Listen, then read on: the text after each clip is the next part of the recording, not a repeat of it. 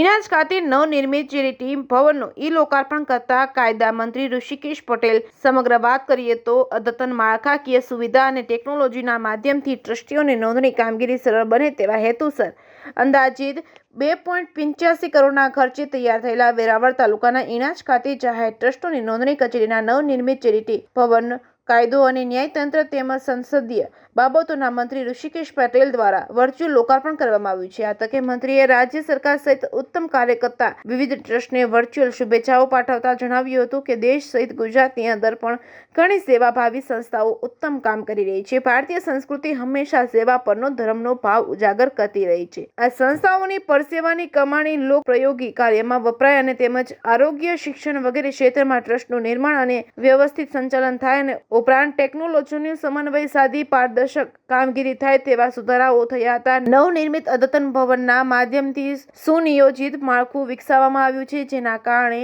કામગીરી વધુ સરળ અને ઝડપી બનશે. વર્ચ્યુઅલ લોકાર્પણ બાદ ચેરિટી ભવનનું જિલ્લા પંચાયતના પ્રમુખ મંજુલાબેન મોછાર સહિતના મહાનુભાવોની ઉપસ્થિતિમાં તકતીનું અનાવરણ કરવામાં આવ્યું. જે કેસરી ગુજરાતી સાથે મહેશ વાજા, સોમનાથ.